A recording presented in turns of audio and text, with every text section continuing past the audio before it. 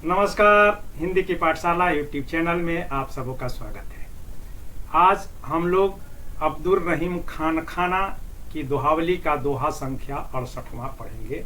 दोहा है, समय पाय फल होत है, समय पाय झरी जात, सदा रहे नहीं एक सी, का रहीम पछितात रहीमा, का रहीम पछितात। संदर्भ व्यापक रूप में पिछले वीडियो में बता चुका हूँ, उसमें से कुछ भी जो पसंद का हो लिख लीजिएगा। ऐसे यहाँ संक्षेप में कि यह अब्दुल रहीम खान खाना का दोहा है।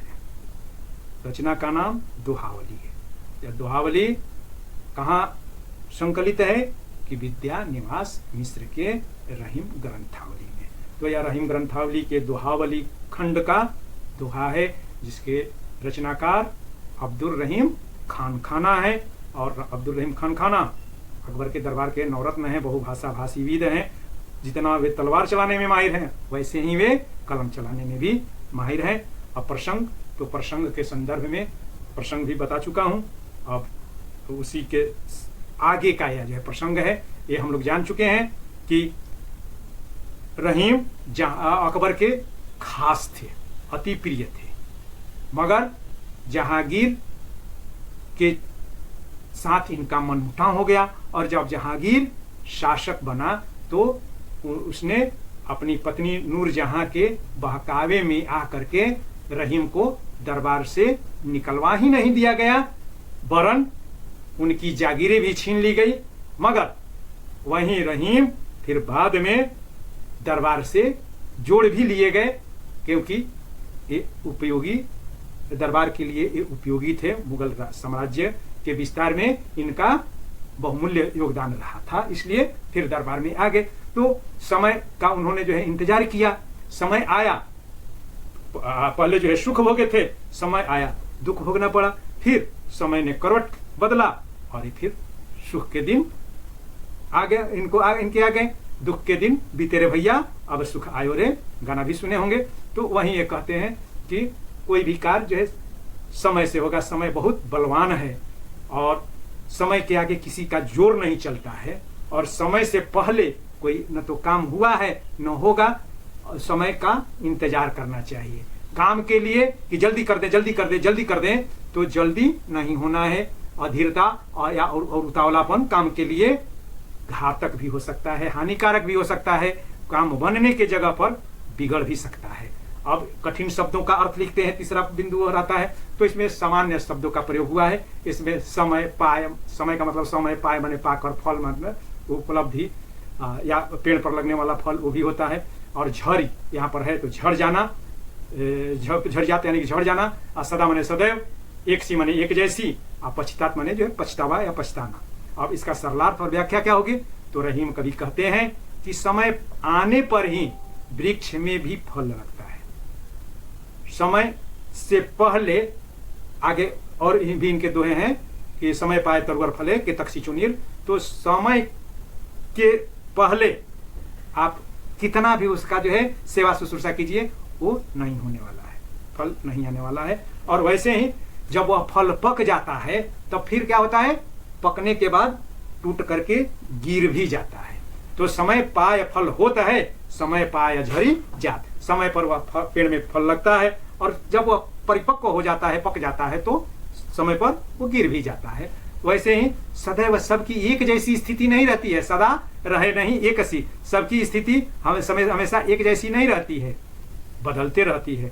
तो वो कहते हैं का रहीम पछतात रहीम, कभी कहते हैं कि इसके लिए पछता क्यों रहे हो, यानी कि जो है अब तक जो है सुख भोगा, दुख आ गया तो पछता क्यों रहे हो? अरे ये तो समय का फेर है, और समय का चक्र जो है, समय का चक्र जो है चलते रहता है। आज सुख है तो कल दुख भी भोगने के लिए तैयार रहना होगा। और आज हम सुख भोग रहे हैं, दुख भोग रहे हैं, तो यह हमेशा एक ही जैसा नहीं रहेगा। समय आएगा, दिन फिरेंगे, फिर जो है सुख के दिन आ जाएंगे। तो समय शक्तिशाली है, परिवर्तनीय है, सदैव दुर्दिन के ही नहीं रहेंगे। ये हो गया इसकी जो है सरलार्थ और व्याख्या। उसके बाद भाषा तो बता ही चुका हूँ कि बहुभाषीविद है, हिंदी, संस्कृत, उर्दू, अरबी, फारसी, तुर्की, ब्रजभाषा और अवधी भाषा के, इन सभी भाषाओं के जो है सिद्धहस्त जो है कवि हैं। इनकी भाषा सरल है, सहज भाषा का ये प्रयोग करते हैं, इसीलिए जल्दी इनके जो है दोहे याद आ जाते हैं और सटीक शब्दों का ये प्रयोग करते हैं, और इतने सटीक शब्दों का कि उसका कोई और विकल्प भी, सही विकल्प भी नहीं मिल पाता है। और इनके जो है शब्द जो है भावों से जो है भरे हुए हैं, लालित्यपूर्ण भी हैं, और ऐसी सदी हुई भाषा का ये प्रयोग किए हैं कि उसके कारण इनके दोहों में गीतात्मकता आ गई है, संगीत के तत्व आ गए हैं। इसीलिए इनके दोहे कबीर के बाद सबसे, अगर कोई जो है गाया और गुनगुनाया जाता है और पढ़ा जाता है तो वह कवि रहीम का ही दोहा है। और छंद तो 2 पंक्तियों का है, और दोहा तो इसलिए जो है दोहा है। और दोहा के बारे में मैं बता चुका हूँ कि 13 और 11 वर्णों पर यति देख करके 24 मात्राएं होती है, और अंतिम मात्रा जो होती है वह लघु होती है, यानी कि एक मात्रिक होती है। जैसे कि तो में एक मात्रा है, यहाँ भी तो में एक मात्रा है, जात में तो, तात में तो। अब इसका जो है गिन ले, 24 मात्राएं ही होंगी। स में एक मात्रा, म में एक मात्रा, य में एक मात्रा, पा में 2 मात्रा, य में एक मात्रा, फ में एक मात्रा, ल में एक मात्रा, हो में 2 मात्रा, तो में एक मात्रा, है में 2 मात्रा, फिर यहाँ समय में एक मात्रा, पा में 2 मात्रा, य में एक मात्रा, झ में एक मात्रा, री में एक मात्रा, जा में 2 मात्रा, तो में एक मात्रा। अब एक बात और जो है यहाँ पर जो है स्पष्ट कर दूं कि कहीं कहीं जो है झरी में दीर्घई मिलता है, तो यहाँ पर जो है, और कहीं कहीं हर्षई मिलता है। तो तुक मिलाने के लिए और मात्राओं की जो है, मात्राओं को व्यवस्थित रखने के लिए, मात्राओं में जोड़ घटाव कम बेसी को संतुलित करने के लिए कवि को शब्दों के में जो है थोड़ा हेर फेर करने की गुंजाइश रहती है। तो ये जो है झरी जाता है।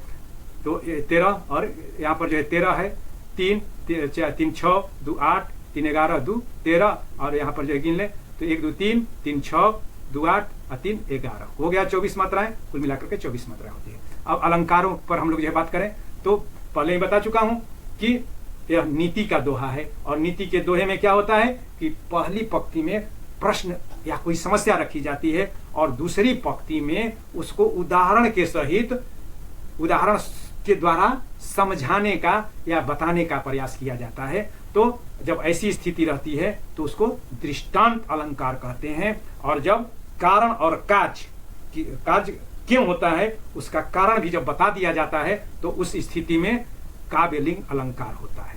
और अंत में चूंकि, तो इसमें दृष्टांत और काव्यलिंग अलंकार है, और अंत में चूंकि तुकबंदी है, जात पश्चात, तो इस जब तुकबंदी होती है तो उसको अंत्यानुप्रास कहते हैं। और यहाँ पर समय और समय की जो है 2 बार आवृत्ति हुई है, और जब किसी शब्द की जब आवृत्ति होती है तो उसको पुनरुक्ति प्रकाश अलंकार कहते हैं। तो इसमें पुनरुक्ति प्रकाश अलंकार है।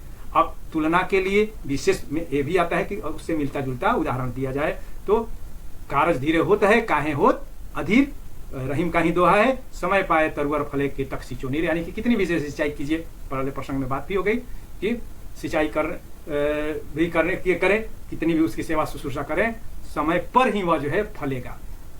इसके लिए कारज धीरे होते हैं, अधीर नहीं होना चाहिए, है ना, मिलता जुलता है। लगभग एक तरह से शब्दों का मात्र हेर फेर है, अन्यथा दोनों के भाव और उसके अर्थ लगभग एक ही से हैं कि धैर्य रखना चाहिए। निष्कर्ष में कि कार्य धीरे धीरे ही होगा, समय से होगा, समय के पहले कुछ नहीं हुआ है, समय बहुत ही बलवान है और समय के आगे किसी की नहीं चली है और न चलने वाली है। अब इसमें कुछ लोग जो हैं यह आरोप लगाते हैं कि इस दोहे के माध्यम से रहीम भाग्यवाद की स्थापना करते हैं। भाग्यवाद यानी कि भाग्यवादी बनना। तो भाग्यवादी कि समय का इंतजार कीजिए, तो ये नहीं कहते हैं कि कर्म मत कीजिए, कर्म कीजिए मगर जो है अधीर मत बनिए। तो ये भाग्यवादी का आरोप भी जो है पूरी तरह जो है सही नहीं ठहरता है, इसका भी उल्लेख कर सकते हैं आप। बहुत बहुत धन्यवाद। अगर कहीं कोई दिक्कत हो तो फोन करना है और इसे अपने मित्रों के बीच शेयर और सब्सक्राइब भी करना है।